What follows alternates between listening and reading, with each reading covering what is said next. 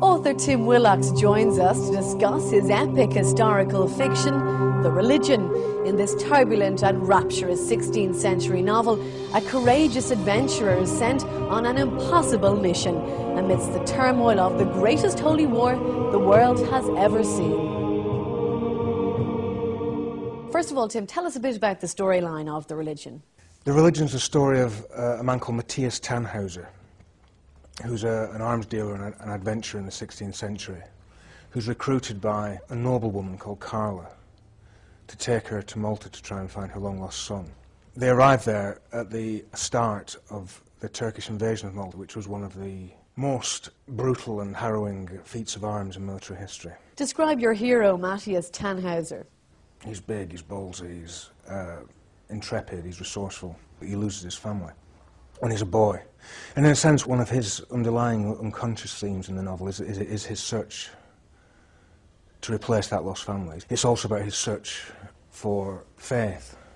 He's capable of fantastic ruthlessness. He's a killer.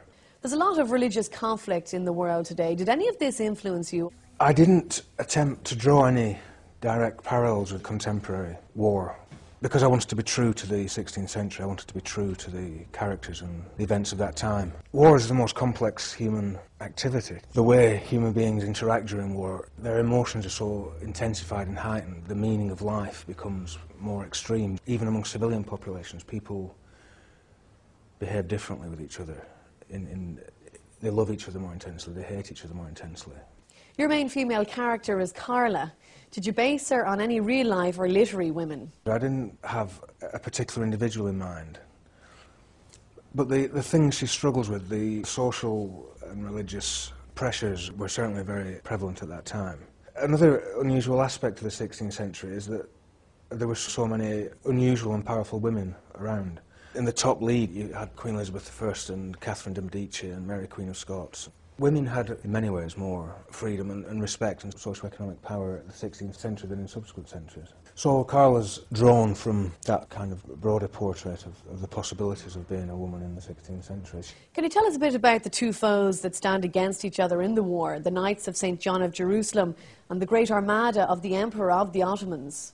The two foes, as you put it, are both fantastically interesting from a historical and military perspective. They were both willing, desperate to see the face of God, as they put it in Islam, to die for God in the Holy War. But the Knights had exactly the same attitude. How did you go about recreating the stark and disturbing images of war for this book?